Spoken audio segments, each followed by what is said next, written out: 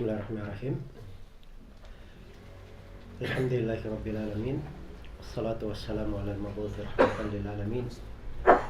Nabiyyina Muhammad wa ala alihi wa sahbihi wa man tabi'ahum bi ihsanin ila yaumiddin, amma ba'd.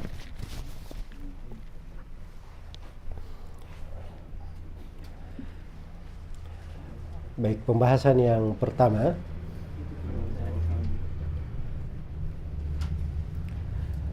yang akan kita kaji di pertemuan hari ini adalah terkait dengan 3 masalah pokok yang wajib dipelajari oleh setiap muslim dan muslimah.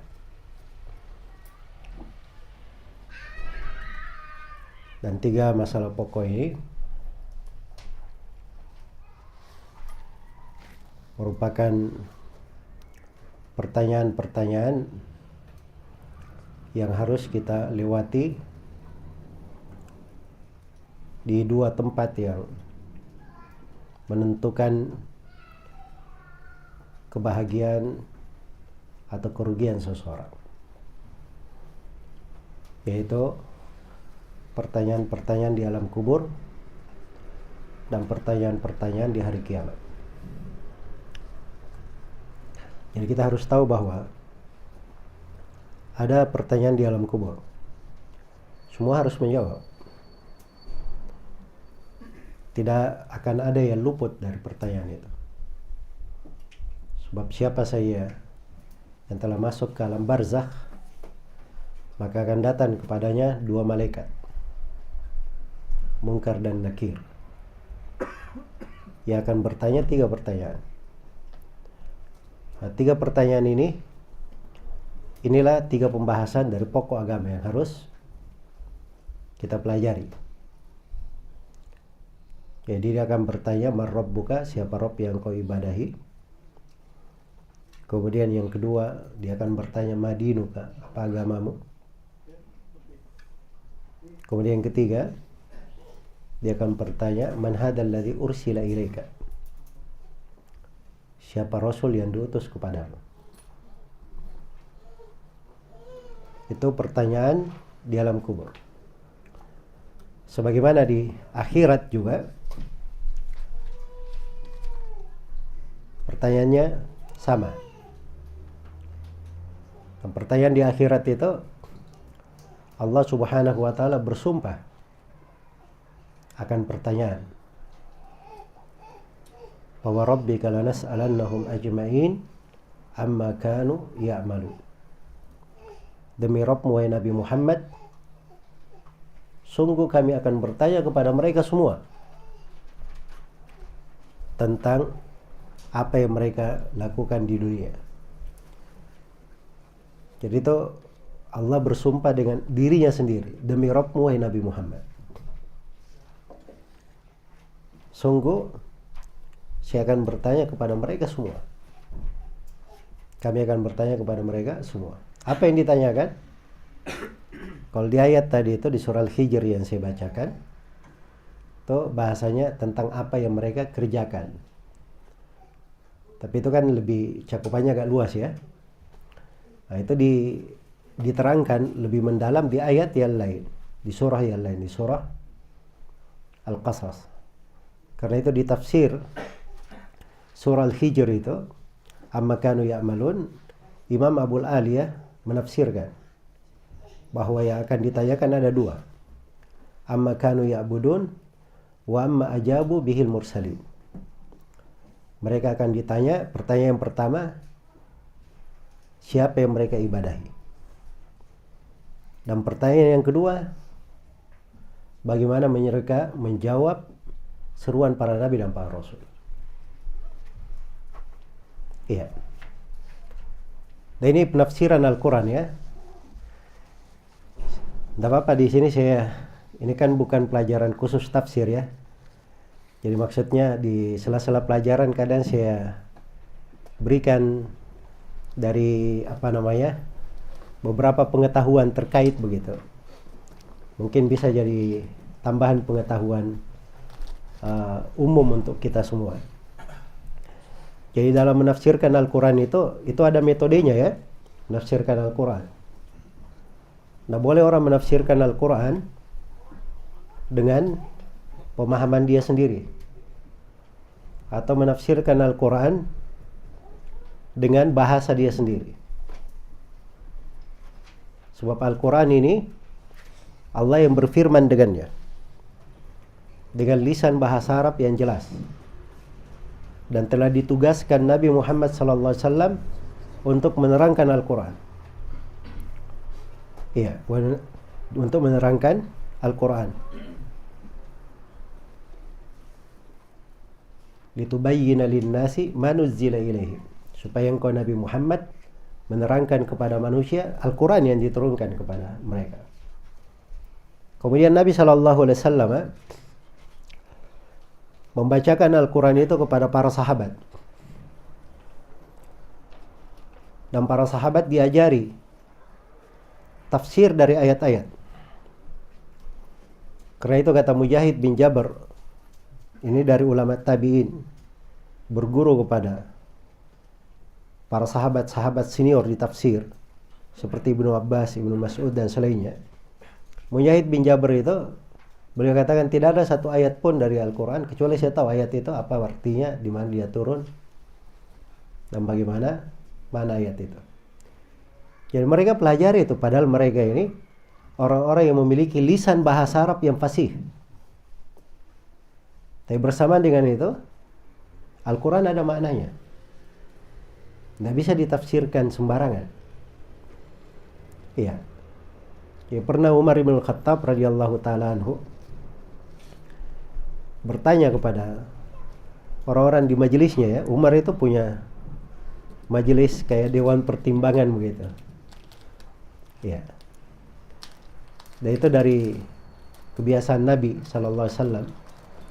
Nabi itu punya sahabat-sahabat yang paling berilmu, paling bagus cara berpikirnya. Itu selalu Nabi minta pertimbangan kepada mereka. Iya. Karena Allah perintah nabinya, wasyawirhum fil amr, bermusyawarahlah engkau dalam perkara. Wa amruhum syura bainahum, perkara mereka syura. Iya. Makanya selalu itu orang-orang yang berkarakter, orang-orang yang menjadi pengukir sejarah, itu orang-orang yang tidak berbangga dengan pendapatnya sendiri. Dia pasti meminta pendapat orang lain. Dan itu dari kesempurnaan akal namanya. Dari kesempurnaan akal. Karena itu ahli hikmah, mereka bilang, manusia itu ada 3 macam. Ada manusia lengkap 1, ada setengah manusia, ya, setengah orang. Ada orang lengkap, ada setengah orang, dan ada yang bukan orang. Orang yang lengkap itu, dia punya ide, punya pendapat. Tapi dia sering minta pertimbangan orang lain. Nah, ini manusia lengkap, orang lengkap. Setengah orang, dia punya ide, tapi dia tidak minta pertimbangan kepada orang lain. Nah, yang ketiga ini, yang bukan orang, idenya juga tidak ada, tidak pula tanya-tanya ke orang lain. Jelas ya? Jadi maksudnya minta pertimbangan itu biasa. Makanya Umar pun mewarisi itu dari Nabi. Umar saja yang luar biasa ya, dari keilmuannya.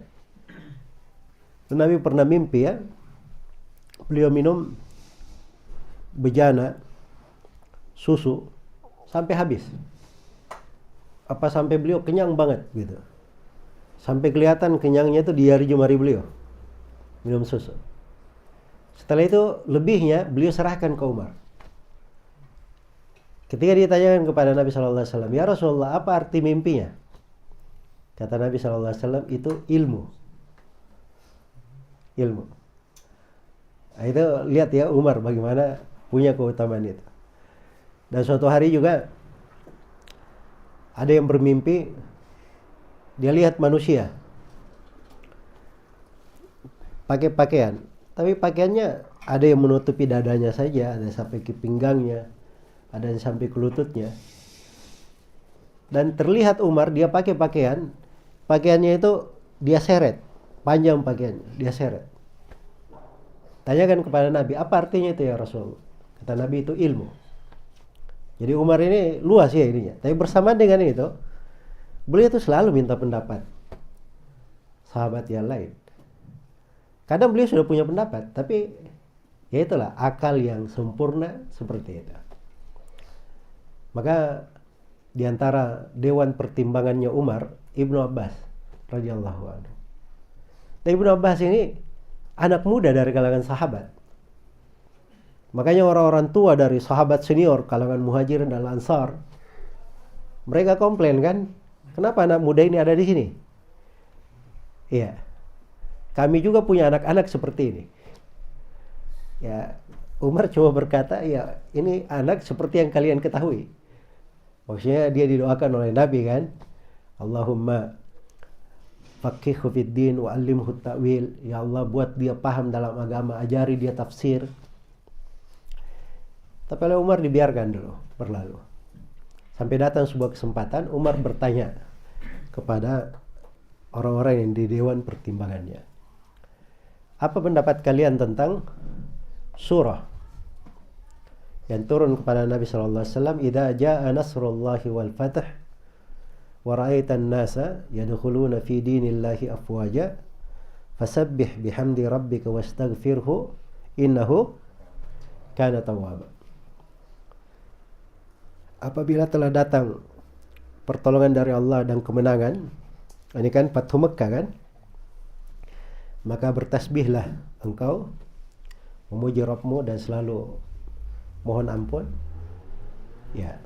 Dan kau melihat manusia masuk ke dalam agama berbondong-bondong, maka disuruh bertasbih, memohon ampun, dan karena Allah itu Maha Pengampun. Ketika surah ini turun, itu Nabi itu, itulah doa yang kemarin kita singgung ya di pembahasan sholat kemarin. Salah satu doa yang dibaca di ruku dan sujud, apa doanya? Subhanakallahumma wa bihamdik Allahumma firli. Itu kan masuk gitu, memuji Allah dan mohon ampunan. Nah, jadi itu penerapan terhadap apa? Perintah. Beliau baca doa itu. Jadi Umar tanya, ini ayat, ini surah ini apa maknanya? Kata sahabat, orang-orang tua, itu artinya kabar gembira. Akan datang pertolongan Allah, kemudian kemenangan, Fathu Mekkah, dan itu sudah terjadi. Kemudian setelah itu, Rasulullah SAW dikabari orang manusia akan masuk ke dalam agama Islam ini berbondong-bondong. Beliau diperintah untuk banyak memuji Allah, beristighfar. Iya. Maka Umar pun menoleh setelah itu kepada Ibnu Abbas. Ibnu Abbas, apa pendapat kamu? Apa yang kamu pahami dari surah ini? Kata Ibnu Abbas, wahai Amirul Mukminin, surah ini adalah penjelasan bahwa ajal Rasulullah SAW sudah dekat. Itu tanda bahwa beliau akan wafat. Kata Umar, saya tidak memahami kecuali seperti yang kamu pahami. Nah, itu ada tafsirnya surah itu. Jelas ya? Dari mana Ibnu Abbas paham itu? Nah, itu bukan datang sendiri Ibnu Abbas tiba-tiba dapat wahyu paham begitu. Dia belajar, Ibnu Abbas. Iya. Diberi anugerah oleh Allah memahami takwil, tapi bukan datang sendiri, dia belajar. Memang Ibnu Abbas kebanyakan, selain daripada beliau diajari oleh Nabi tafsir, tapi kebanyakan ilmu beliau itu beliau ambil dari sahabat-sahabat yang lain. Makanya Ibnu Abbas itu masih muda, dia gemar berkeliling. Teman-temannya yang lain bilang, wah Ibnu Abbas ngapain kamu? Ya belajar. Ya, para sahabat banyak, kamu tidak diperlukan. Tapi Ibnu Abbas nggak peduli. Ibnu Abbas belajar. Setelah Rasulullah wafat pun, kadang Ibnu Abbas dia duduk di rumah sebagian sahabat, nunggu sampai dia keluar. Dia tidak ketuk rumah sahabat itu, tunggu sampai keluar. Baru Ibnu Abbas menyapanya kemudian bertanya. Kadang ada sebagian ayat dia nggak paham maknanya, dia tanya kepada Umar bin Khattab. Seperti kejadian ayat turunnya wa idza ja'ahum amrun minal amni wal khawfi ada'u bih. Itu kan ayat di surah Nisa, ada sebab turunnya, ada kisahnya. Nah, itu yang dimaksud di dalam ayat itu termasuk ulil amr itu Umar bin Khattab. Makanya dia tanya kepada Umar, sebab Umar yang menyaksikan ayat ini turun. Jadi ilmunya Ibnu Abbas itu luar biasa. Beliau kumpul dari para sahabat Rasulullah SAW. Ya maksudnya di sini saya ingin sampai ke satu titik bahwa tafsir itu ada ilmunya. Tidak boleh orang menafsirkan ayat sesuai dengan keinginannya sendiri. Apalagi cuma baca terjemahan saja. Tidak mengerti bahasa Arab, dia cuma membaca terjemahan makna Al-Quran. Nah, ini yang repot sekali ini. Dan ini yang paling banyak masalah di orang-orang. Jelas ya? Dan ini yang paling banyak terjadi masalah. Akhirnya orang berbicara tanpa ilmu. Dia pahami ayat-ayat Al-Quran dengan pemahaman dia sendiri. Dengan pemahaman dia sendiri. Dan itu menafsirkan ayat Al-Quran tanpa dasar ilmu itu dianggap berdusta atas nama Allah dan Rasulnya. Itu hukum syar'i ya, harus dipahami. Supaya orang-orang tahu jangan sembarangan berbicara. Iya. Jangan sembarangan berbicara. Kadang sebagian sahabat itu ditanya tentang ayat, dia tahu maknanya secara bahasa orang Arab. Tapi begitu masuk ke dalam makna lebih tajam, dia nggak berani berbicara. Dia bilang wallahu a'lam. Seperti Abu Bakar ditanya, wa fakihata wa abba. Padahal al-ab itu dimaklumi secara bahasa. Maklumi. Tapi Abu Bakar bilang, langit mana yang meneduhi saya? Bumi mana yang bisa menampung saya? Kalau saya berbicara tentang kitab Allah, apa yang saya tidak ketahui? Ini Abu Bakar ya, radhiyallahu ta'ala. Tapi sekarang ini subhanallah, orang masuk seenaknya saja menafsirkan ayat-ayat Al-Quran. Dan itu subhanallah kadang membuat saya menangis itu, melihat sebagian orang lancang sekali. Lancang sekali. Berbicara tentang ayat Al-Quran. Ini firman Allah, bukan sembarangan. Nah, boleh seorang berbicara tanpa apa? Tanpa ilmu. Nah, kemudian dari memahami ayat-ayat itu paling mudahnya kalau kita baca dari tafsir para ulama ahli tafsir. Wah, itu mendalam sekali, nikmat sekali memahami. Nah, seperti tadi ayat yang kita baca ini, yang kita sedang terangkan ini. Allah berfirman, itu tadi ayatnya di dua ayat di akhir surah Al-Hijr. Fa wa rabbika lanas'alannahum ajma'in amma kanu ya'malu. Allah bersumpah, demi Rabbmu wahai Nabi Muhammad, sungguh kami akan bertanya kepada seluruh manusia, mereka semuanya, tentang apa yang mereka kerjakan. Amma kanu ya'malun, apa yang mereka kerjakan, itu ditafsirkan oleh Abul Aliyah. Artinya amma dua, amma kanu ya'budun wa amma ajabu bihil mursalin. Akan ditanya tentang apa yang mereka ibadahi dan bagaimana mereka menjawab para rasul. Subhanallah. Itu dalam sekali penafsirannya Abu Aliyah itu. Yang menunjukkan luasnya pengetahuan beliau tentang Al-Quran. Jadi kalau kita baca penafsiran dari para salaf di hal tersebut, hati itu menjadi tenang. Kita dapat banyak pelajaran. Ya. Jadi beliau tafsirkan dua hal ya, yang ditanyakan pada kiamat dua hal. Pertama, Allah akan bertanya bagaimana kalian dalam ibadah kepada Allah. Siapa yang kalian ibadahi? Dan itu ada ayatnya di tempat lain. Di surah Al-Qasas. Allah berfirman, wa yawma yunadihim fayaqulu madza ajabtumul mursalin. Maka ini ayat berulang 2 kali di surah Al-Qasas. Ketika Allah memanggil mereka semua, manusia. Dipanggil semuanya di padang mahsyar. Lalu Allah berfirman, di mana sekutu-sekutu yang kalian sangka itu sekutu bagiku. Ya, ini persis dengan penafsiran Abu Aliyah, akan ditanya apa yang mereka ibadahi. Karena kemurnian ibadah itu selalu dipertanyakan. Itu pokok yang dipertanyakan. Kamu ibadah kepada siapa? Hanya kepada Allah, selamat. Dia beribadah kepada selain Allah, akan ditanyain. Di mana sekutu-sekutu yang kalian sangka itu? Wah, itu luar biasa itu. Pertanyaan-pertanyaannya itu. Sama kalau kita ya, kalau misalnya dipanggil ke kantor polisi dan kita tahu diri kita salah. Pertanyaan-pertanyaan itu berpengaruh karena kita tahu diri kita apa? Kita salah. Nah, itu di hari kiamat itu dahsyat sekali. Apalagi ini masalah terbesar.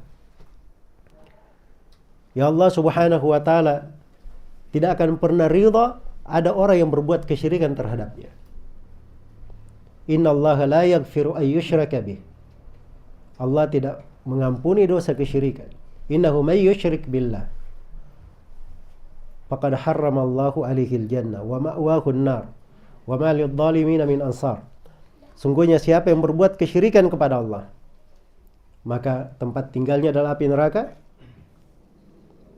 diharamkan untuknya sorga, dan tidak ada penolong untuknya. Jadi ini masalah terbesar. Iya. Jadi akan khawatir orang-orang dapat pertanyaan itu. Nah, ini Allah akan bertanya. Iya. Orang-orang akan ditanyai pada hari kiamat tentang apa yang mereka ibadahi. Jadi ini pertanyaan yang pertama. Pertanyaan yang kedua, kata Abu Aliyah, akan ditanyakan bagaimana mereka menjawab seruan para rasul. Sebab ini tidak bisa lolos kita. Di alam kubur ditanyakan siapa rasul yang diutus kepadamu. Di hari kiamat Allah tanya. Itu di surah Al-Qasas dikatakan wa yawma yunadihim fayaqulu madza ajabatumul mursalin. Dan ketika Allah memanggil seluruh manusia, lalu Allah berfirman, bagaimana kalian menjawab para rasul? Di surah An-Nisa dikatakan yauma yajma'ullahu ar-rusul fayaqulu madza ujibatum. Bahkan para rasul dikumpulkan. Kemudian Allah bertanya, bagaimana kalian dijawab? Bagaimana respon umat-umat kalian? Nah, ini dua masalah besar. Tidak ada yang bisa lolos lewat dari pertanyaan, lewat dari permasalahan kecuali setelah menjawab dua hal ini. Ini yang masalah pokok. Pertama, tentang ibadah kepada Allah. Dan yang kedua, bagaimana kita menjawab seruan para nabi dan para rasul. Khususnya kita umat Islam, bagaimana kita menjawab seruan nabi kita, Nabi Muhammad sallallahu alaihi wasallam. Ya. Kalau kondisinya seperti ini, maka harus kita pahami. Ini bukan masalah boleh tahu, boleh tidak tahu. Ya. Saya mau belajar, tidak belajar. Ini masalah kewajiban. Masalahnya kita semua akan ditanyai tentang hal tersebut. Iya. Dan itu ada kadar wajibnya. Nah, ini yang kita mau pelajari, kadar wajib itu. Jadi seorang itu dikatakan dia kenal Allah, kadar wajib yang harus dia ketahui itu apa? Orang yang dikatakan dia kenal Rasulullah SAW, kadar wajib dia mengenal Nabi Muhammad itu apa? Iya. Terus dia dikatakan dia paham agamanya, dia kenal agamanya, kadar wajib yang dia lakukan itu apa? Nah, ini yang kita mau pelajari. Sebab ini melekat untuk kita dimanapun kita berada. Dan ini sumber keselamatan kita. Ya kalau ini dipahami, insya Allah setiap orang yang bertauhid masuk ke dalam Islam, itu dijamin untuknya surga.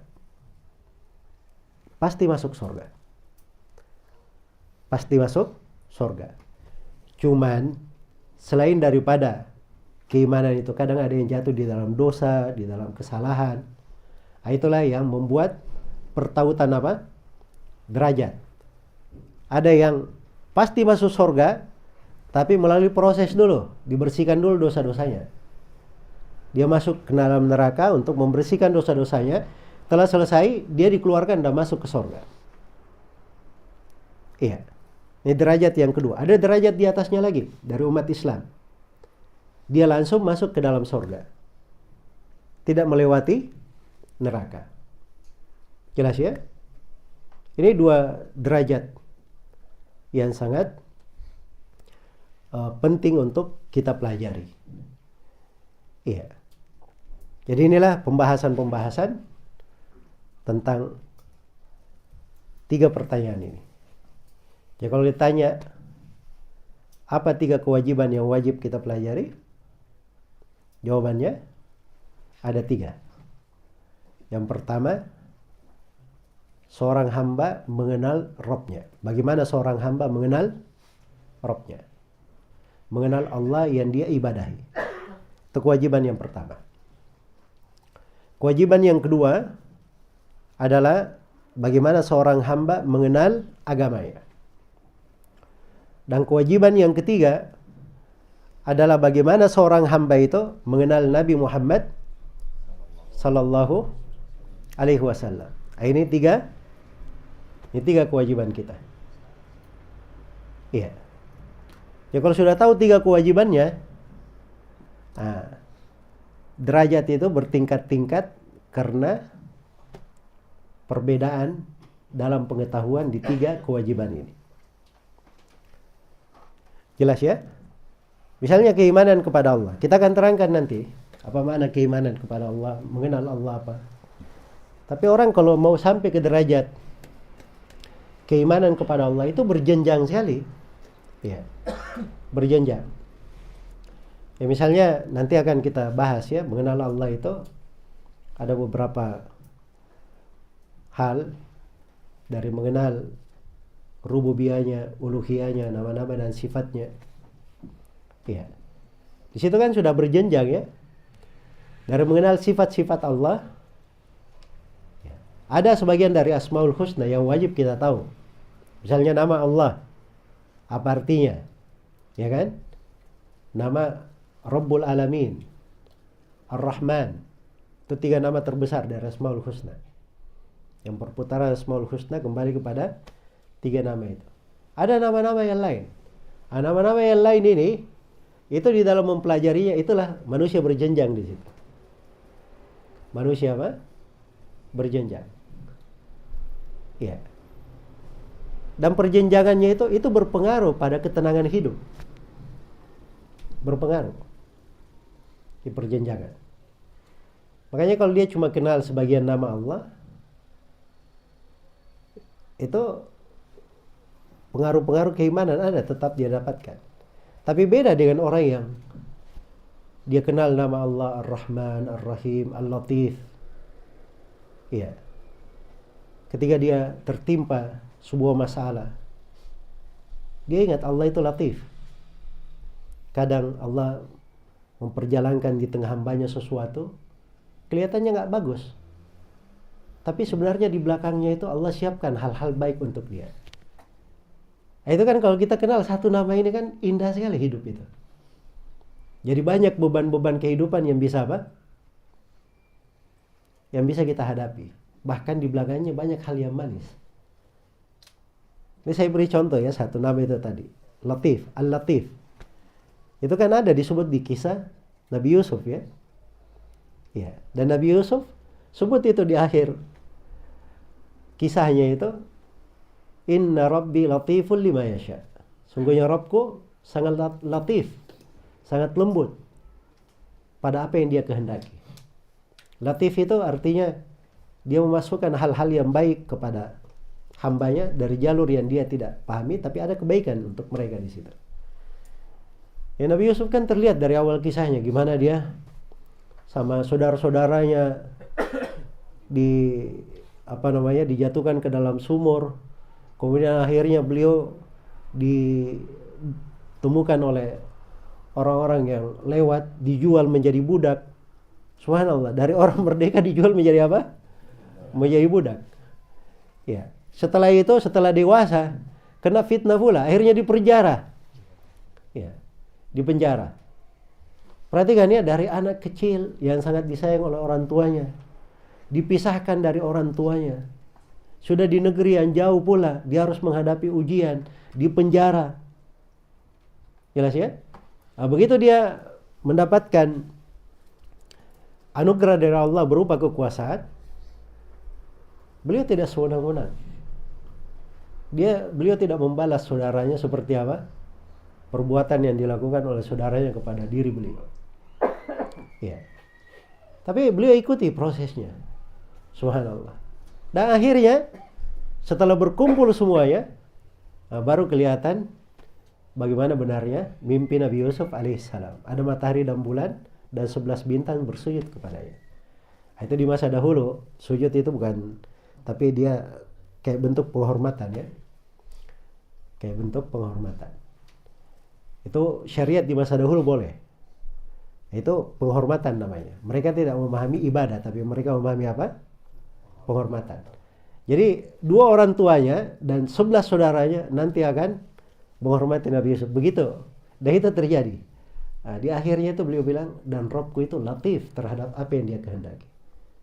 Itu kan berjalan dalam kehidupannya. Nabi Yusuf nggak tahu, tapi ujungnya banyak kebaikan yang Allah berikan. Ya maksudnya satu dari nama kita pahami, itu memberikan pengaruh keimanan.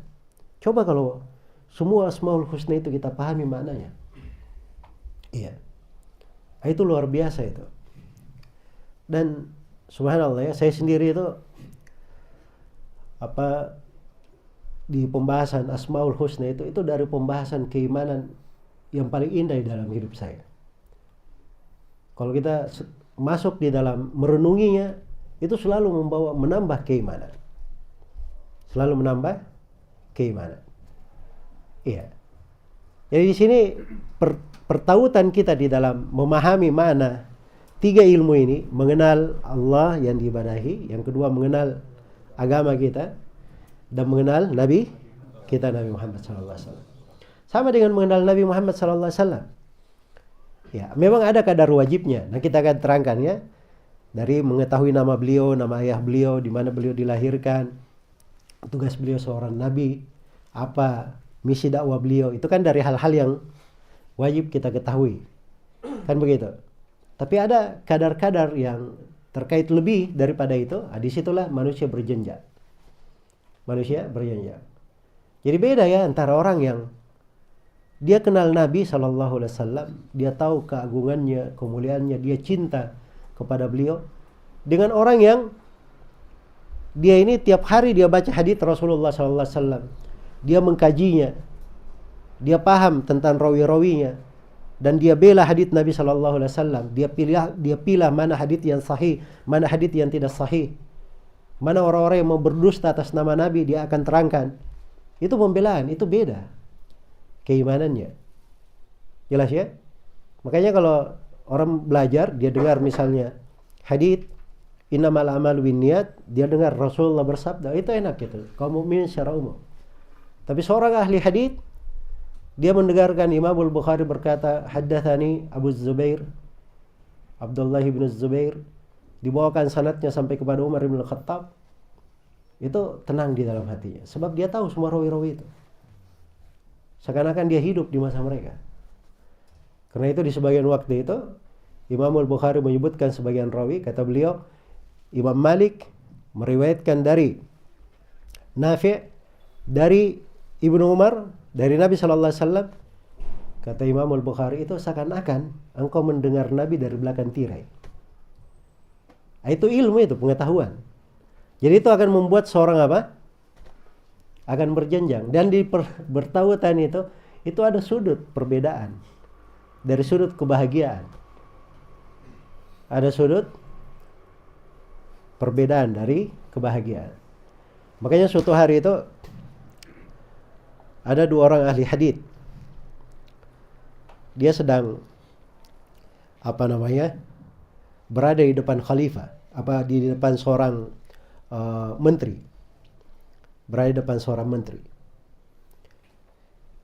Satunya ini namanya Al-Ju'abi, dan satunya lagi namanya Tabarani. Tabarani kan sering dengar ya, hadits riwayat siapa? At-Tabarani, ayat At-Tabarani. Nama lengkapnya Sulaiman bin Ahmad bin Ayyub, kunyahnya Abul Qasim. Baik, itu At-Tabarani. Jadi Al-Ju'abi bilang, ini hafalannya hafalan. Kalau baca hadits itu kayak baca surah Al-Fatihah. Ya, kalau kita baca surah Al-Fatihahnya aja, ini baca hadits kayak surah Al-Fatihah ya. Jelas ya?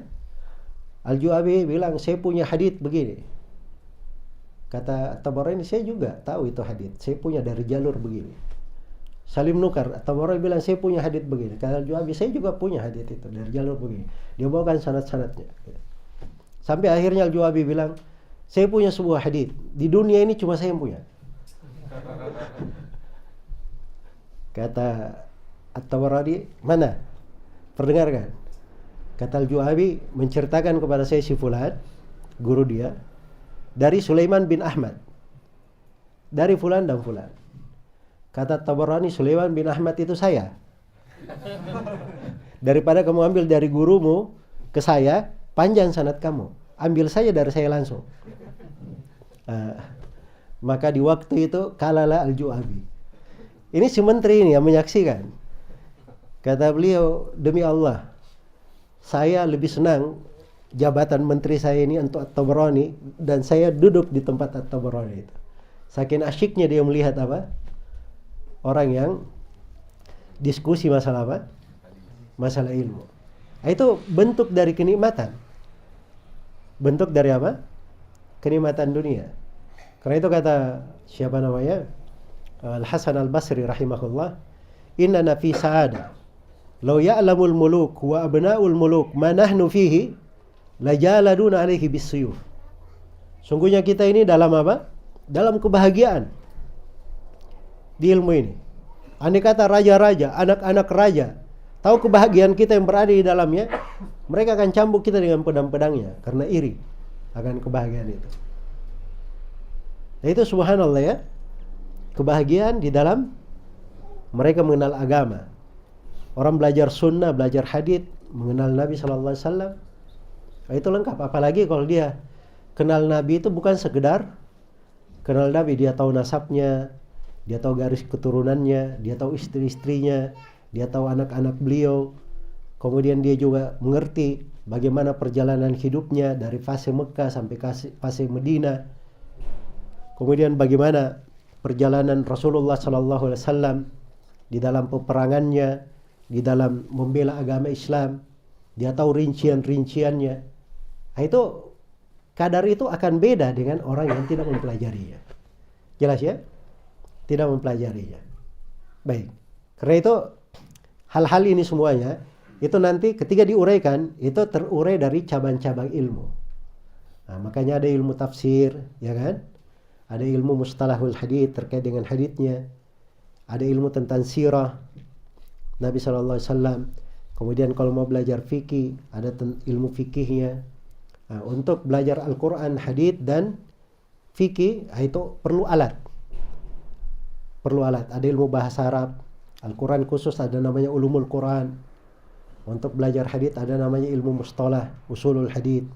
Untuk belajar fikih ada namanya ilmu usulul fikih, ilmu qawaidul fikih, maqasidus syariah.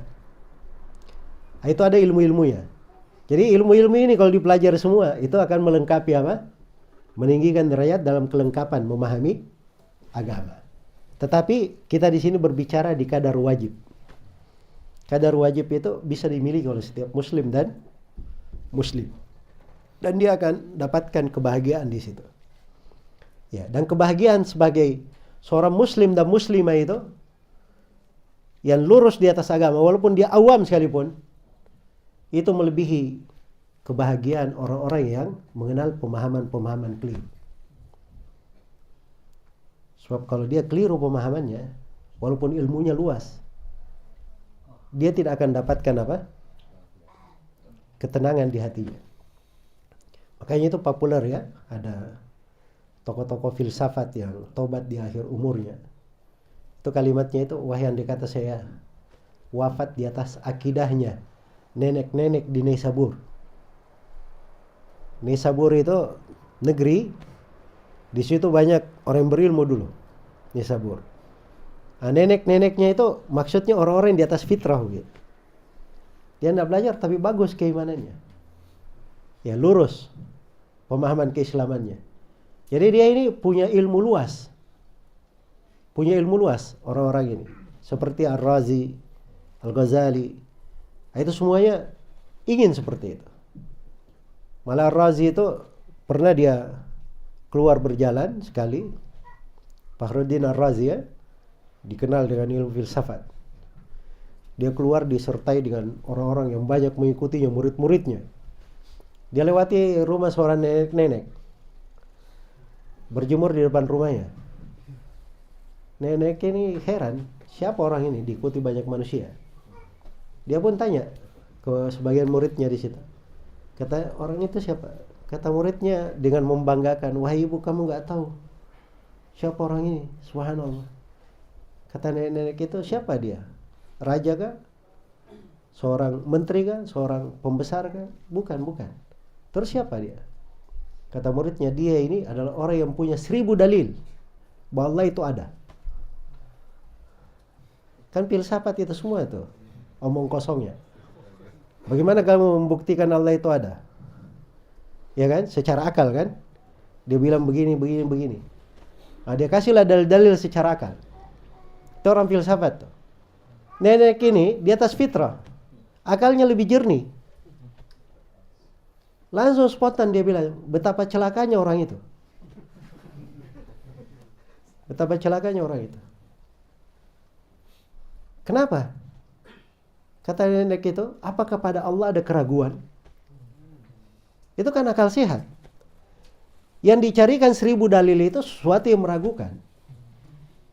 Makanya langsung saja dia bilang, betapa celakanya orang itu. Ya. Itu ibaratnya kita sedang di siang hari seperti ini, matahari kita lihat. Tiba-tiba ada yang bilang, beri saya 1000 dalil matahari sedang terbit. Masuk akal atau tidak? Bisa dia katakan, tapi tidak ada gunanya. Sekarang saya rasakan, saya lihat, mata saya silau, satu. Yang kedua, saya kepanasan.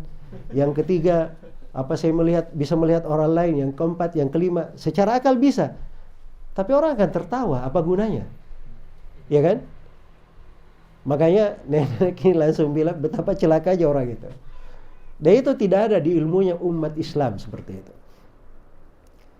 Ilmu dengan gaya apa?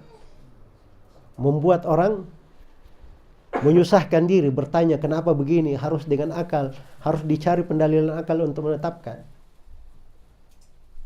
Inilah yang menjadi repot. Dan menjadi musibah di tengah umat ini tatkala ilmu filsafat itu dijadikan pengantar untuk belajar Islam. Ya, dan itu musibah.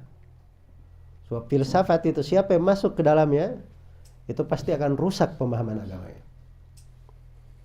Akan kurang pengagungannya kepada Allah dan Rasulnya. Sedikit baca ayat, wah ini kenapa ayat ini begini? Kenapa begini? Kenapa begini?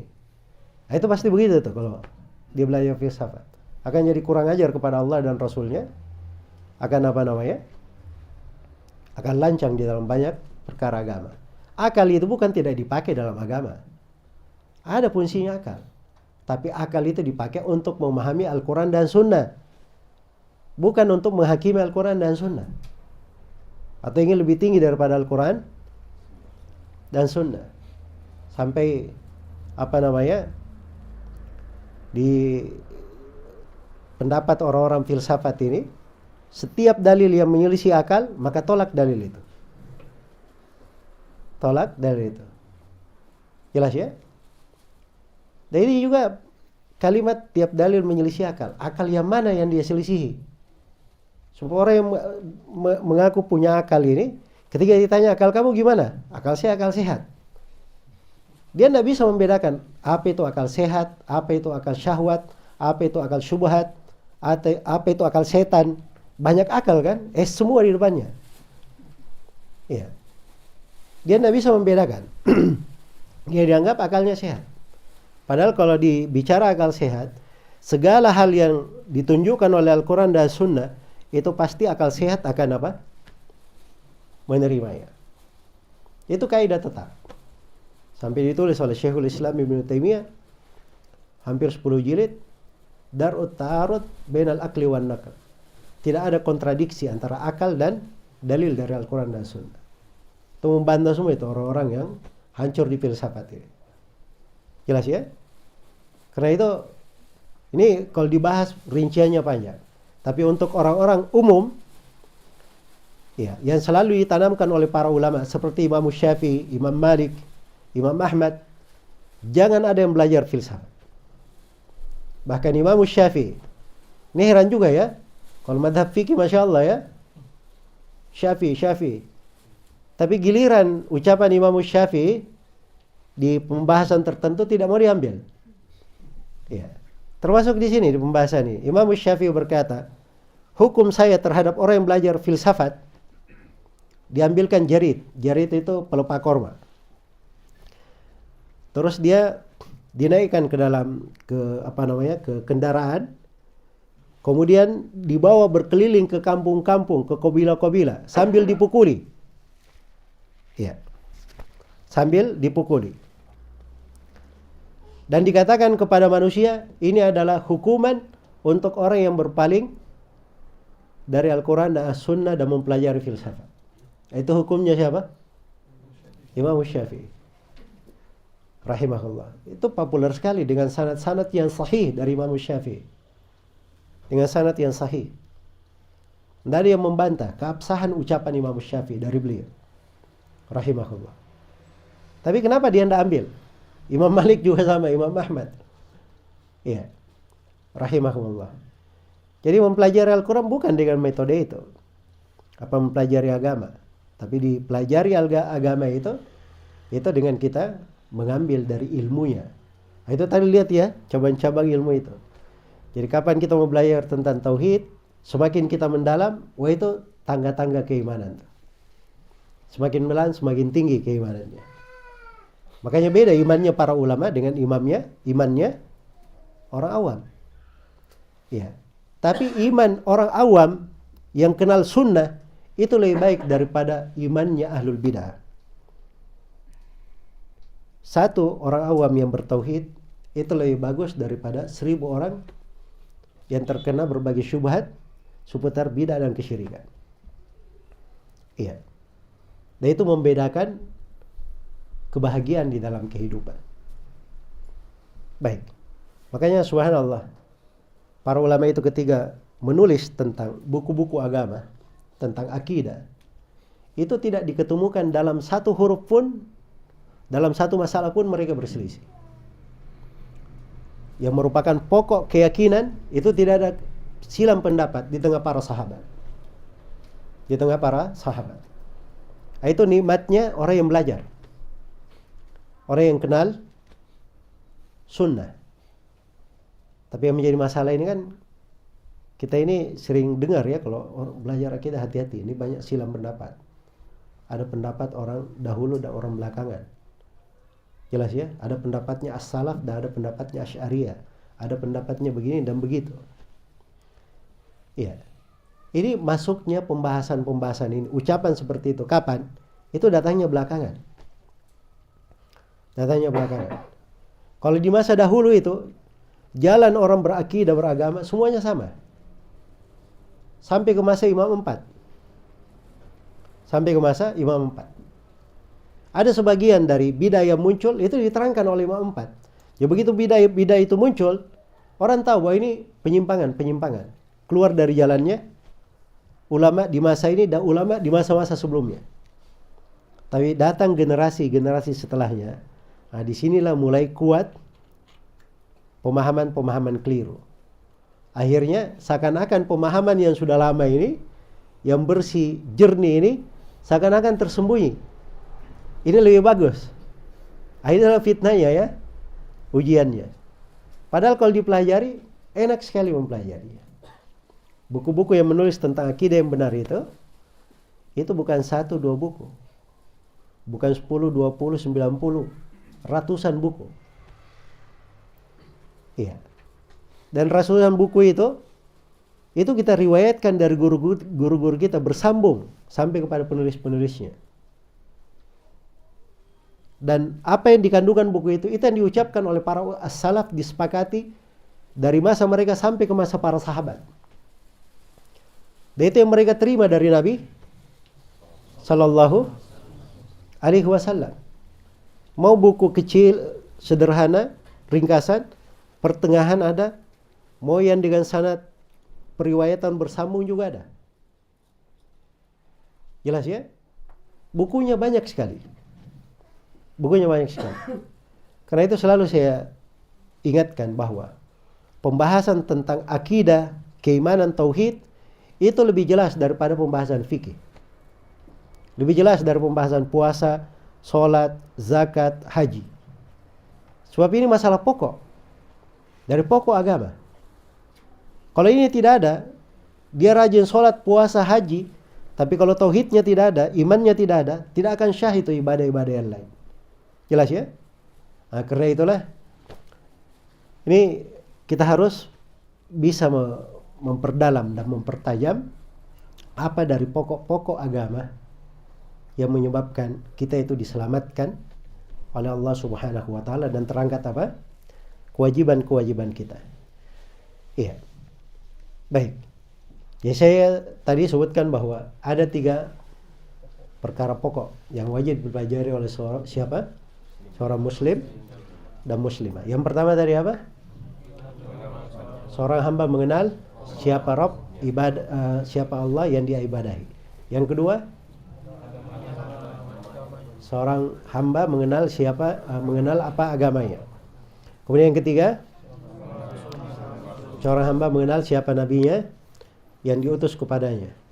Yaitu kita umat Islam, kita mengenal nabi kita, Nabi Muhammad sallallahu alaihi wasallam. Baik. Jadi ini seluruh orang yang beragama dari masa di umat Islam, di umat-umat sebelumnya, semuanya sama pertanyaannya. Sama. Cuman kan nabinya pada nabi yang mereka diutus kepada mereka. Karena agama para nabi dan para rasul itu semuanya sama. Agamanya agama apa? Islam. Inna ad-dina indallahi al-Islam. Sungguhnya agama di sisi Allah itu adalah agama Islam. Iya. Baik. Sekarang kita mulai dari yang pertama. Beberapa hal yang terkait dengan masalah bagaimana kita mengenal Allah Subhanahu wa taala. Saya terangkan dulu secara global ya, nanti kita akan masuk ke dalam beberapa rincian di keimanan kepada Allah Subhanahu wa taala. Baik. Jadi kalau ada yang bertanya, siapa Rabb kita? Kalau ditanya di alam kubur, siapa Rabb kita yang kita ibadahi? Jawabannya, Rabb kita adalah Allah. Iya. Rabb kita adalah Allah. Dalilnya apa? Nah, ini dalil itu harus ada. Jelas ya? Sebab itu pegangan. Dan itu yang menjadi sebab benar jawabannya. Dia bukan ikut-ikutan. Dia punya pegangan. Dalilnya banyak ayat dalam Al-Quran. Awal surah Al-Quran, surah apa?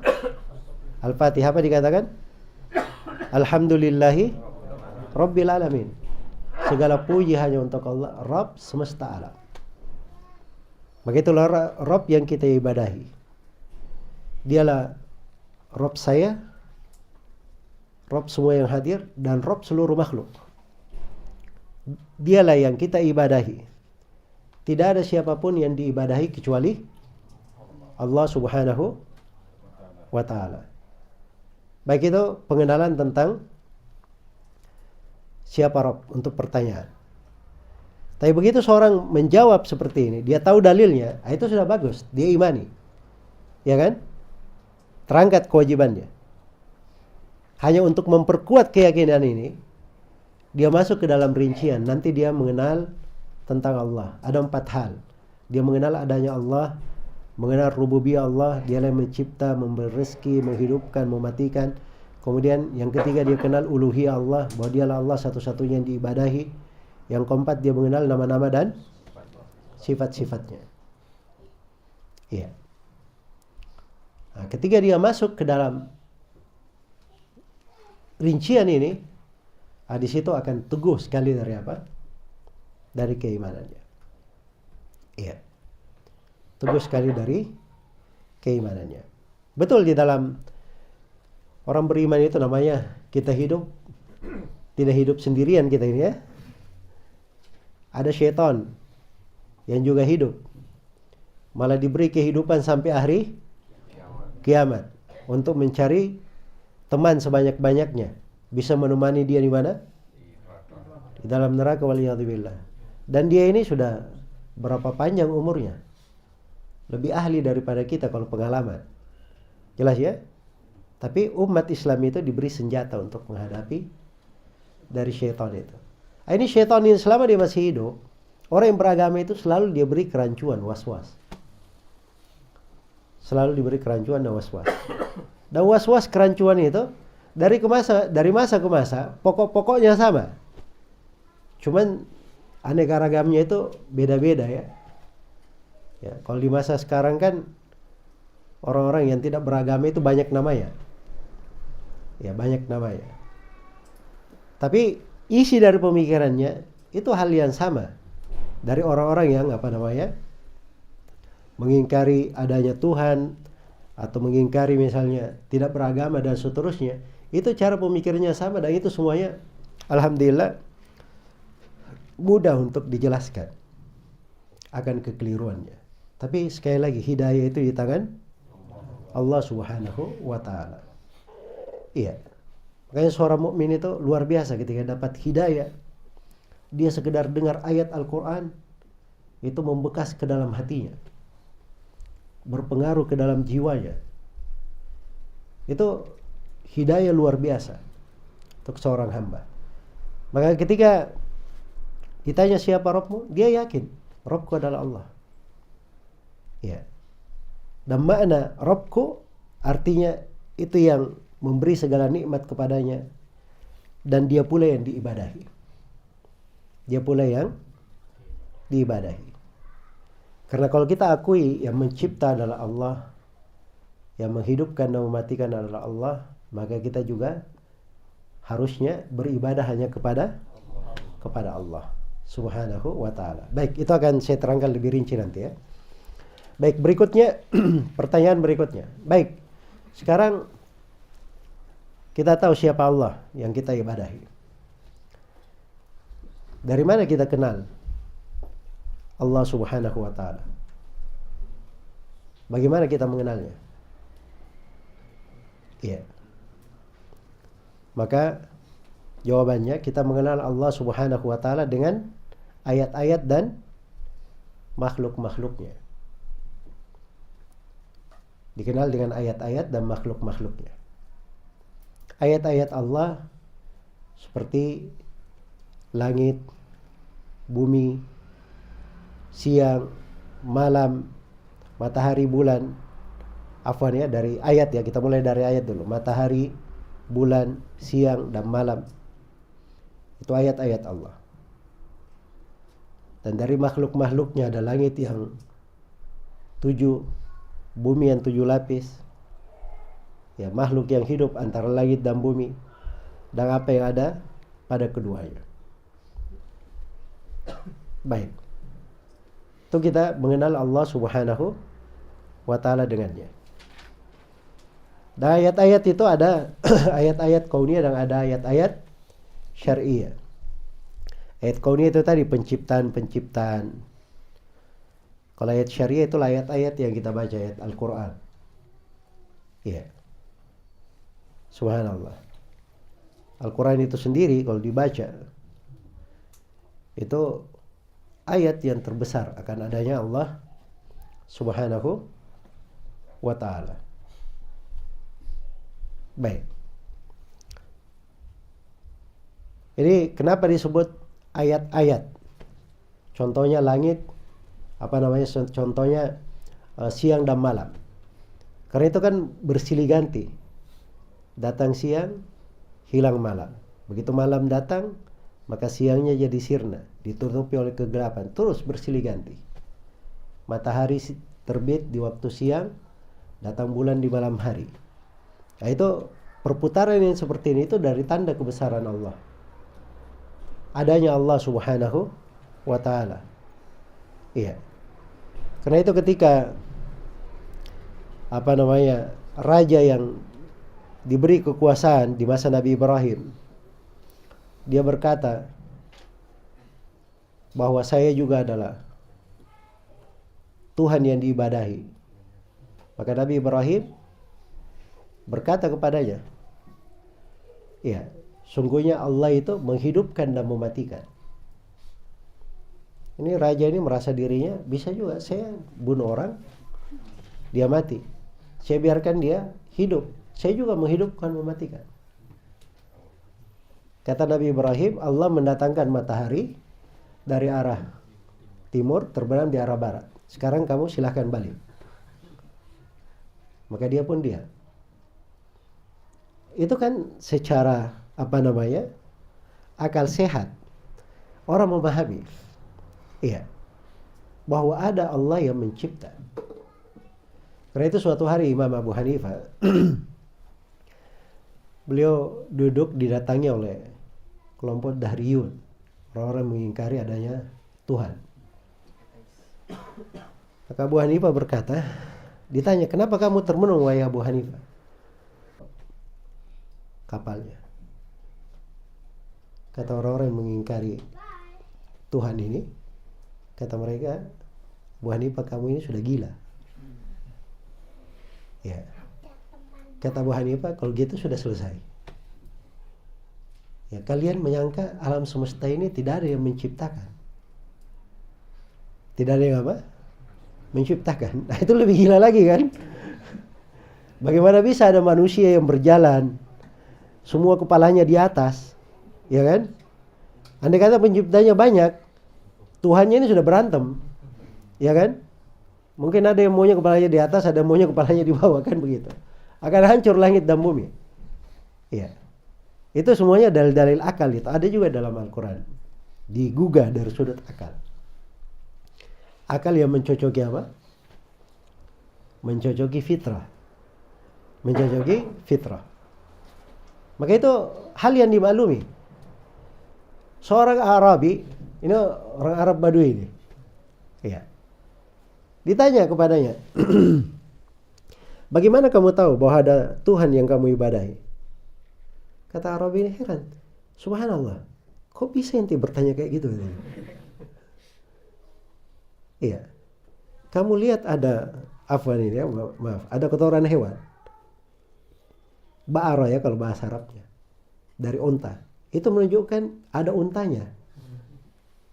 Ini yang biasa dilihat aja. Ada jejak-jejak menunjukkan ada orang yang apa? Ada orang yang lewat. Langit ada bintang-bintangnya. Laut ada gelombang-gelombangnya. Itu semuanya menunjukkan ada yang mengaturnya. Itu pemikiran sederhana orang Arabi. Jadi dia heran. Yang bertanya seperti itu dia heran. Kok bisa kamu bertanya kayak gitu katanya. Jelas ya? Jadi tertanam di dalam fitrah manusia. Jadi kalau ada yang ragu di situ, ya, ini banyak anak-anak muda ini sekarang disebut generasinya banyak banget namanya sekarang ini. Generasi Z lah, generasi ini, ya, macam-macam. Pemuda sesat, pemuda itu. Ya. Jelas ya? Itu dasarnya orang-orang rusak fitrahnya.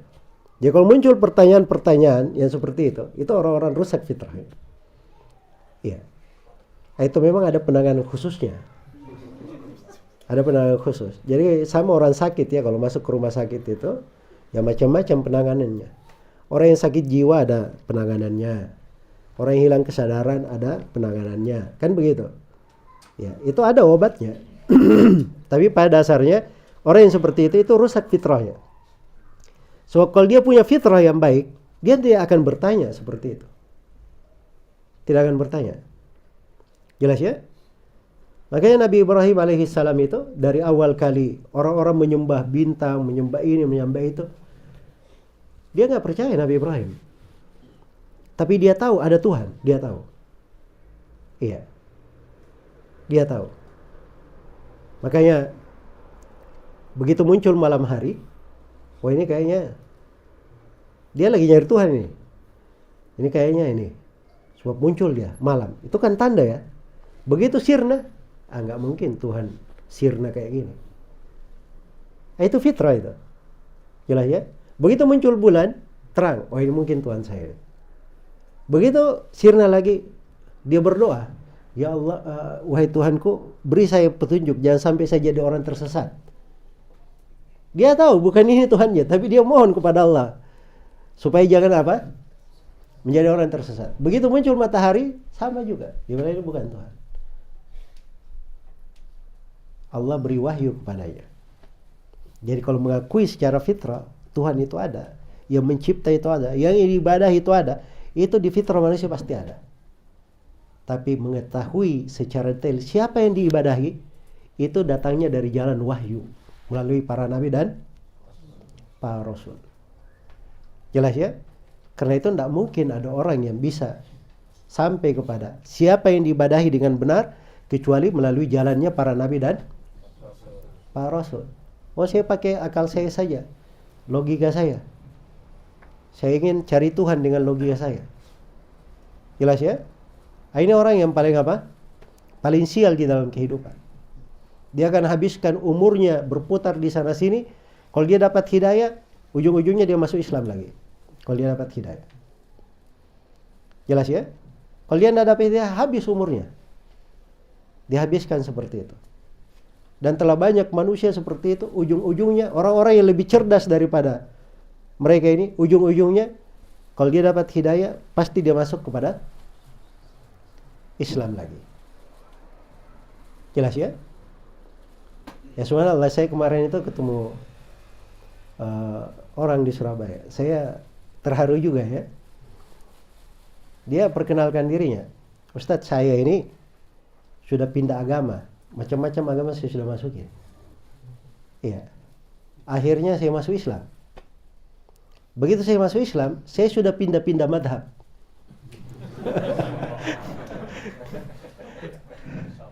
Saya sudah pindah-pindah madhab. Ya. Dan ujung-ujungnya terakhir saya di atas madhab ahli sunnah wal jamaah. Ya dia datang, dia berterima kasih karena selama ini dia dengar ceramah-ceramah saya di pelajaran akidah, dan itu yang membuat dia apa namanya istiqamah. Ya saya bilang saya tidak menukil dari diri saya sendiri. Nanti saya ada ceramah, saya beri ceramah. Saya ada ceramah kita setelah itu di waktu maghrib ya. Saya beri sudut persamaan para imam 4 madhab dalam akidah. Sebab seluruh ulama tidak ada yang berbeda di dalam masalah akidah dan keyakinan. Itu kebenaran namanya. Ya, karena itu dalam Al-Quran dikatakan, walau kana min indi ghairillahi lawajadu fihi ikhtilafan katsira. Kalau dia datangnya dari selain Allah, pasti banyak silang pendapat. Tapi kalau di dalam akidah tidak ada itu silang pendapat. Fikih mungkin sebagian ada ya. Ya, masalah sholat. Orang sholat duduk 2 rakaat. Sholatnya duduknya duduk tawarruk kah, duduk iftirash kah? Kemudian jarinya digerakkan kah atau tidak digerakkan? Itu mungkin terjadi perbedaan pendapat. Tapi kalau di pokok akidah, itu tidak ada satu kalimat pun. Tidak ada satu kalimat pun yang para ulama silang pendapat. Di pokok keyakinan. Jelas ya? Baca dari akidah manapun, dari Imam 4. Selain Imam 4, sebelum Imam 4, yang lebih besar dari Imam 4. Para imam yang datang setelahnya, semuanya sama. Semuanya sama. Nah, di situ nikmatnya seorang mempelajari apa? Akidah ahli sunnah.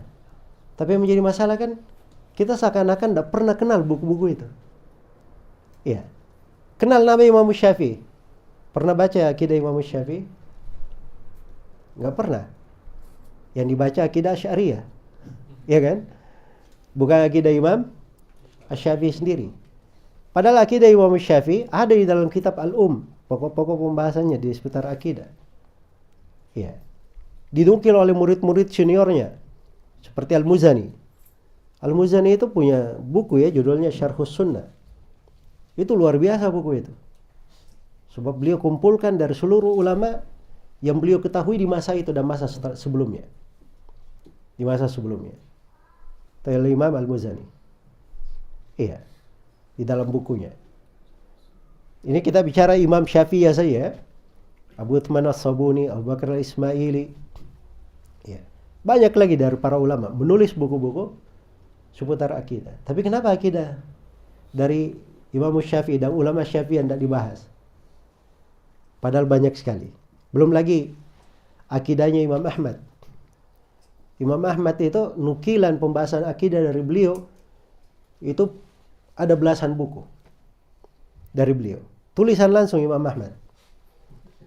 Diriwayatkan dengan sanad-sanad periwayatan syah dari Imam Ahmad rahimahullah. Iya. Ada yang disebut Usulus Sunnah, ada yang dari riwayat Al-Harbi. Iya. Ada dari riwayat Musaddad bin Musarhad dan banyak riwayat dari Imam Ahmad. Semuanya sama. Imam Malik rahimahullah dikumpulkan oleh murid-muridnya dari ulama Malikiyah. Sama. Imam Syafi'i, Imam Abu Hanifah. Demikian pula para imam sebelumnya, Sufyan ibn Uyainah, Sufyan Ats-Tsauri, Ali bin Al-Madini. Ya, Ali bin Al-Madini masih setelahnya ya. Abu Amr Al-Auza'i. Kalau dilihat buku-buku akidah mereka, semuanya sama, mirip. Tidak ada perbedaan. Itu nikmatnya belajar itu. Itulah umat Islam. Jelas ya? Tapi yang menjadi masalah itu kalau orang mulai mau belajar agama, dia tidak dapat guru yang bagus. Itu menjadi masalah itu. Sebab guru ini itu kunci masuk mempelajari ilmu. Iya. Kalau dia dapat guru yang senang bikin ragu-ragu, akhirnya menjadi masalah. Iya. Bagaimana turunnya Allah? Ada dua pendapat katanya.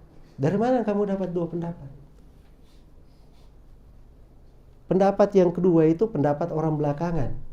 Itu menyelisih jalannya para ulama terdahulu. Itu kalau di dalam pembahasan agama itu tidak disebut dua pendapat.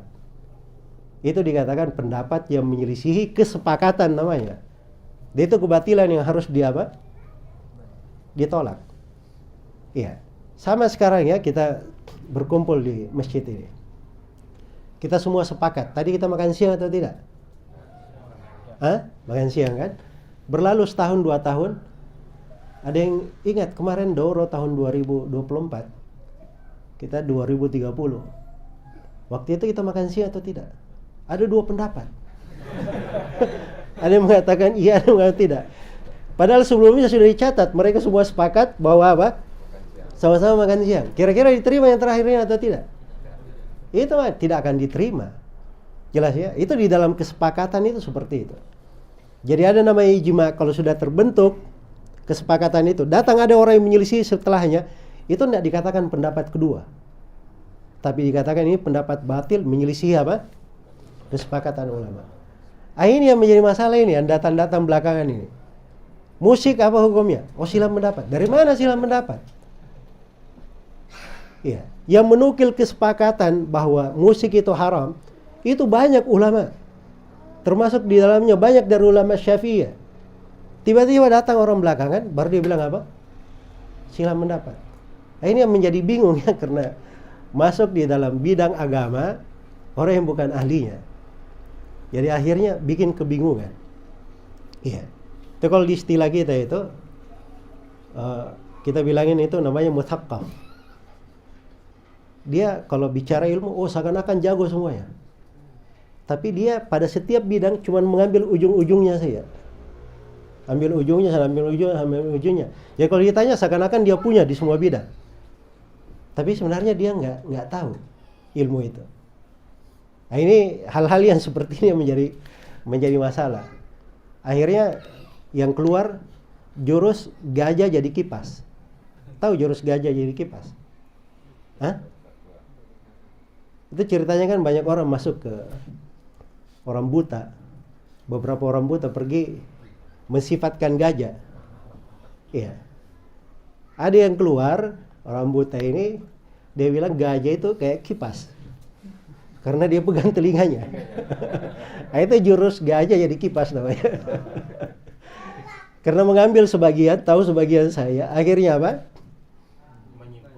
Akhirnya menyimpulkan bukan pada tempatnya. Iya. Tapi ada juga yang agak aneh lagi ya, lebih sadis lagi. Sebab ini jurusnya jurus kambing walaupun terbang. Ini orang ngeyel. Jadi itu kisahnya ada 2 orang ya, dari jauh ada lihat hitam-hitam di sana. Yang pertama bilang, wah itu kambing. Satunya lagi, enggak, itu burung gagak. Enggak, itu kambing, burung gagak. Ribut dia berdua. Ayo kita buktikan. Mendekatlah mereka kayak hitam-hitam itu tadi kan. Iya. Satu bilang kambing, satu bilang apa? Burung gagak. Tiba-tiba hitam-hitam itu tadi terbang. Nah, yang bilang burung gagak langsung kan dia. Gimana? Benar kan saya? Kata yang bilang kambing, tidak, itu kambing walaupun terbang. Nah, itu yang menjadi masalah ya. Baik. Jadi ini pembahasan ilmu agama itu tidak seperti itu bentuknya. Ilmu agama itu paling enak gitu. Yang penting kita tahu cara belajarnya. Tahu cara belajarnya. Tahu nggak orang-orang Khawarij itu dulu? Orang-orang Khawarij itu tuh hafal Quran. Hafal Quran. Malah mereka itu kalau sholat luar biasa itu, dia ulangi berapa kali dia khatam, menangis sampai hitam-hitam di apa namanya, di pipinya saking banyaknya menangis. Tapi tidak ada silang pendapat di tengah para sahabat bahwa orang-orang Khawarij ini termasuk makhluk Allah yang paling jahil. Sebab dia cuma baca Al-Quran, tidak melewati tenggorokannya, tidak masuk ke hatinya. Dia tidak paham isi dari apa? Al-Quran tersebut. Iya. Al-Quran ini, subhanallah ya, non-muslim ini, kalau dia mau hafal Al-Quran, mudah dia hafal. Sebab Al-Quran itu bisa untuk apa? Memang dimudahkan untuk dihafal. Pernah dengar ada non-muslim yang hafal Quran? Hah? Itu banyak itu orang-orang orientalis itu yang memang digaji besar-besaran untuk bikin syubhat-syubhat untuk kaum muslimin, itu dihafal Quran itu. Ya. Pernah lihat ada buku besar dipakai di masa sekarang ya. Itu indeks untuk hadits-hadits. Jadi misalnya ada Kutubut Tis'ah, 9 buku utama ya. Sahih Al-Bukhari, Sahih Muslim, Sunan Abi Daud, At-Tirmidzi, An-Nasai, Ibnu Majah, Muwatta Imam Malik, Musnad Imam Ahmad, dan Sunan Darimi. Ini kan 9 buku ya. Kita nyarinya kan susah itu kalau nyari satu-satu. Itu ada indeksnya itu. Jadi misalnya satu kata ya, akala misalnya. Langsung keluar, ini di Bukhari kayak gini, di Muslim kayak gini. Atau kata-kata begini. Tahu siapa yang bikin indeks itu? Itu orang-orang orientalis yang bikin. Dia ingin pelajari buku-buku itu, karena kan mereka tidak hafal kan, harus dibikinkan indeks. Ya, supaya gampang nyari haditsnya. Nah, dari situ nanti akan dia buat apa? Dia pakai untuk bikin kekacauan di tengah umat Islam. Nah, jadi itu proyek-proyek itu sudah lama yang kayak gituan. Tapi alhamdulillah tadinya mereka bikin itu untuk maksud jelek untuk umat Islam. Akhirnya diketemukan oleh seseorang dari peneliti di Mesir. Kemudian dibuatlah menjadi sebuah indeks yang dikenal. Sampai sekarang diambil manfaat ya oleh orang yang ingin mencari indeks hadits. Ya salah satu wasilah ya. Kalau tidak ada buku itu pun kita punya banyak cara. Ya banyak bentuk ilmu untuk bisa melacak hadits-hadits itu. Jelas ya? Makanya kalau ada sekarang yang berkata ada hadits Rasulullah begini. Ya. Dia hanya sebutkan ke saya maknanya. Kalau memang itu haditsnya ada, saya bisa ketemukan hadits itu insyaallah. Sebab itu sudah lengkap. Komitmen ilmunya, cara mencarinya dan seterusnya itu ada ilmu tersendiri ya. Ada ilmu tersendiri ya. Jelas ya? Nah, ini maksud saya bahwa pada ayat-ayat Al-Quran itu pada ilmu agama itu nggak boleh diambil begitu saja sembarangan. Ada ahlinya masing-masing. Ada cara belajarnya. Nah, dengan ini saya harap mudah-mudahan masuk ya ke teman-teman sekalian, karena ini memang masalah juga ya, masalah gampangnya informasi kita melihat sana sini. Tapi informasi ini yang kita lihat ini belum tentu benar begitu. Jadi kita harus punya pijakan, kita mampu memilah mana yang benar, mana yang tidak benar. Nah, itu cara memilahnya, kita tahu metode ilmiah dalam belajar. Jadi metode ilmiahnya itu tidak semua orang harus didengarkan. Tidak semua orang yang berbicara dia benar pembicaranya. Tidak semua orang yang dikatakan dia hafal begini, dia benar ucapannya. Ya. Tapi dilihat dia ini belajar dari mana. Siapa guru-gurunya? Terus apa yang dia sudah pelajari? Itu harus diketahui apa yang sudah dia pelajari. Sebab kalau diketahui semua apa yang dia sudah pelajari, buku apa yang pernah dia khatamkan, dia pelajari, kita bisa tahu kadar ilmunya itu di mana. Jelas ya? Demikian pula kalau dikenal guru-gurunya, orang mengenal guru-guru itu sudah bisa tahu ini orang pemahamannya kemana. Ya, sebab buah itu jatuh tidak jauh dari pohonnya, kan begitu. Nggak mungkin tiba-tiba durian dari buah mangga, kan begitu. Ya, jadi itu bisa diketahui. Dan ini semuanya sekarang orang-orang dia nggak bisa masuk cuma lihat, oh ini bagus kayaknya, oh ini kayaknya lucu enak didengar. Nah, ini kayaknya begini. Dia tidak tanya di belakangnya, ini orang dari mana belajarnya. Dia mengambil dari mana. Beda dengan orang dahulu itu. Iya. Di masa dahulu itu, umat Islam kalau setelah Nabi meninggal, yang mereka cari itu, mana sahabat Nabi SAW. Itu aja yang mereka dengar. Dia cari sahabat Nabi. Itu pun ketemu dari sahabat. Tahu nggak mereka tanya apa? Apa yang kamu dengar dari Nabi tentang ini? Tanyanya dari Nabi. Bukan ucapan si sahabatnya yang diambil, tapi sahabat meriwayatkan dari siapa? Dari Nabi SAW. Para sahabat juga kalau ditanya sesuatu, dia pasti akan menjawab, saya mendengar Rasulullah bersabda begini, atau saya mendengar bahwa Rasulullah SAW membacakan ayat begini. Itu ada semua itu dalam hadits-hadits itu, sehingga kelihatan etika di dalam apa? Di dalam belajar. Masuk di masa para tabi'in. Ya, murid-muridnya kalau tanya tabi'in, dia tanya, kamu belajar dari siapa? Maka disebut nama gurunya, sahabat yang dia mengambil ilmu darinya. Ya, disebut. Kalau dia mengambil dari tabi'in, siapa nama tabi'innya? Jelas ya? Sampai subhanallah satu hari menakjubkan. Suatu hari Syu'bah dia mendengar sebuah hadits. Kepada gurunya dia bilang, ini hadits kamu dapat dari mana? Dari fulan, di negeri fulan. Didatangilah si fulan itu. Sampai di sana ditanya lagi, kamu dengar dari siapa? Dari fulan, di negeri fulan. Datangi lagi negeri fulan. Ini sudah pindah negara ini. Ya. Kamu dari mana? Dari fulan, di negeri kamu sendiri. Oh, kembali lagi ke negeri dia. Jelas ya? Ini setelah proses panjang ini baru ketahuan bahwa orang ini mengambil dari rawi yang apa? Tidak bisa dipercaya. Tidak bisa dipercaya. Nah, itu lihat itu para ulama ahli hadits dari dahulu. Begitu caranya. Sampai dari ulama itu ada yang tahu ini rawi pendusta ini. Pendusta. Dia punya satu buku. Buku ini dia riwayatkan dari sahabat. Dia tidak dengar dari sahabat itu. Jelas ya, atau banyak riwayat yang mungkar.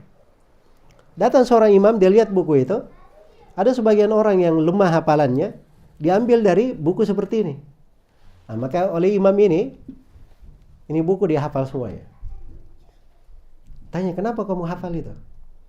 Ya saya nggak perlu, saya tahu ini batil.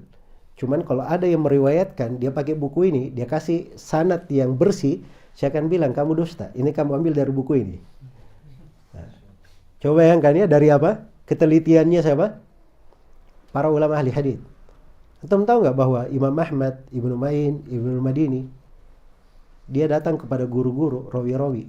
Dia tahu rawi ini punya 500 hadits, sana punya 1000, 2000. Mereka hafal semua hadits itu. Tahun depannya datang lagi ke rawi itu. Dia dengar lagi haditsnya. Kalau ada tambahan, dia akan tanya, dari mana tambahan ini? Tahun kemarin tidak ada. Coba, makanya itu mereka itu dikenal sebagai apa? Sebagai ahli hadits. Ini memang manusia-manusia Allah pilih untuk menjaga agama ini. Dan itu ilmu mereka itu terwarisi. Memang sekarang menghafal seperti itu tidak diketemukan lagi. Kita ini kalau hidup di masa mereka, wah kita ini rawi-rawi tidak diterima haditsnya. Apalagi coba loh. Ya kan? Tapi metode mereka dalam menjaga ilmu itu sudah terbukukan, teriwayatkan. Ya. Sehingga kalau ada yang berbicara tentang hadits sembarangan, itu bisa diperiksa. Ada metode ilmiahnya di dalam hal tersebut. Baik. Jadi ini saya masuk tadi di pembahasan tentang bagaimana kita mengenal Allah Subhanahu wa Ta'ala. Kita mengenalnya dengan ayat-ayatnya, dengan apa? Makhluk-makhluknya. Baik. Ini sekali sudah masuk asar ya? Hah? Belum. Baik.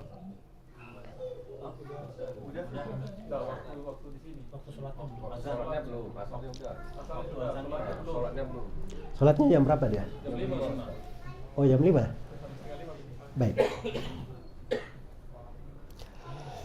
Kemudian kita akan apa namanya? Jam 5 berarti sudah. Sekarang maghribnya mundur. Enggak, maksudnya saya khawatir jangan sampai kita keluar dari. Enggak. Begini. Sholat di sini jam 5. Sholat asar. Azannya 4:30. Jadi apa, kalau kita mengikuti Muslim Pro memang sudah masuk waktu asar, ya kan? Iya kan? Tetapi kita mengikuti apa namanya? Kebiasaan masjid ini kan? Di sini itu jamahnya jam 5. Baik, sebentar. Kalau waktu maghrib yang sebenarnya jam berapa? Waktu maghrib? Hah? Setengah? 6.30. Waktu sebenarnya. Kalau waktu sini jam berapa? 6.39. Beda 9 menit. Oh ya, berarti ini masjid ini nunggu orang-orang pulang kerja kali ya. Yang penting jangan ini aja, jangan sampai matahari menguning aja kita pergi sholat gitu. Ya, baik. Jadi waktu asar itu dia waktu paling bagusnya di awal waktu ya, paling bagusnya. Ketika matahari masih terang banget. Nah, kalau sudah menguning itu sudah waktu akhir untuk sholat asar. Boleh tetap sholat asar kita setelahnya, tapi itu sudah waktu apa namanya? Waktu darurat. Ya, artinya apa? Kalau sudah menguning, kita undur sampai menguning, kita belum sholat asar. Itu kita sudah berdosa. Karena kita mengundur dari waktu yang apa? Yang sewajibnya. Jadi diperhatikan aja, jangan sampai belum menguning aja ya. Ya, insyaallah. Baik. Kalau anda ini kita tetap ikuti kebiasaan di sini karena memang harus kita apa namanya? Asalnya dari sholat berjamaah itu menjaga kebersamaan. Menjaga kebersamaan. Ini kok pada sholat dia? Hah? Katanya kita jam 4.15 di koma.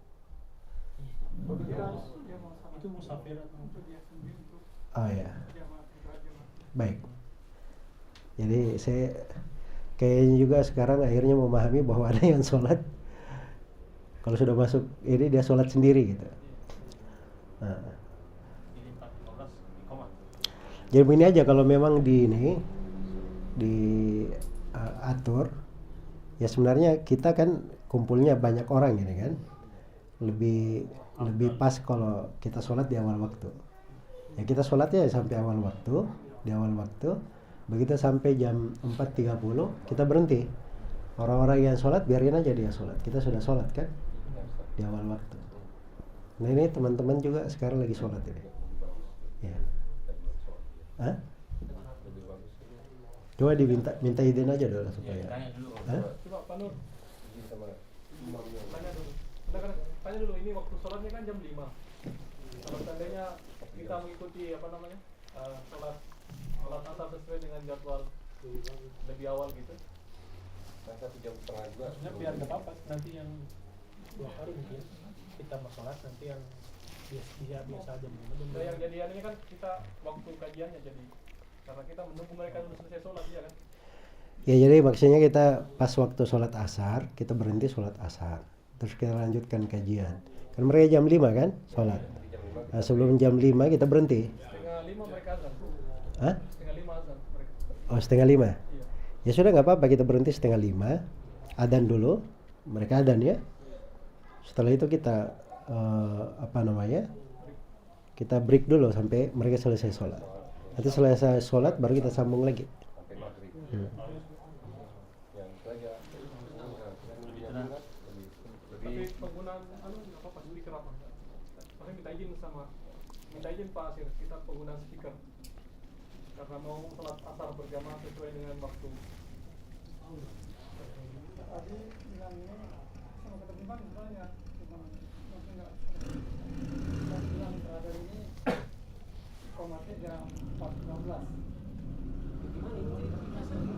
itu jam 5. Ini jam 5 asarnya. Nah ini jamaah sini yang bilang soalnya. Ini waktu sholat kayak. Makanya dipastikan lu sama imam. Ini waktu sholat. Ya jam 5 itu terlalu panjang kayaknya.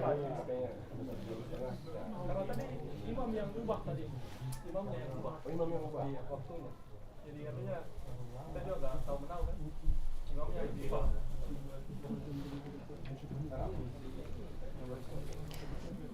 Jam sholatnya. Kita break dulu.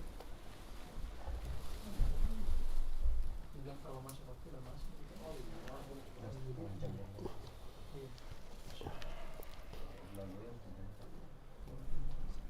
Kalau di tempat saya juga kayak gitu. Terus sholat juga pas 4.5, padahal udah masuk 3.25 masih setengah jam. Jadi menyesuaikan gitu. 15.25 ya kalau ininya. Jam 3:30 ya. Ya kalau 5, masya Allah 1,5 jam mundur ya. Jauh banget gitu. Tapi waktu asar memang cukup panjang jam. Oh di sini waktu asar. Saya lihat sini maghrib 18.30. Benar itu ya 18.30. Tapi biasanya jam 6 itu belum. Rata-rata kalau masjid Pakistan dia agak panjang di waktu ini. Ya karena di madhab Hanafi ya, mereka itu akhir waktu itu 2 kali panjang bayangan. Jadi dia menganggapnya panjang gitu ke belakang. Sedangkan waktu di madhab yang lain itu sampai matahari menguning. Matahari menguning itu kadang belum sampai segitu. Ya maksudnya kita juga harus jaga ini gitu, jaga waktu yang cocok.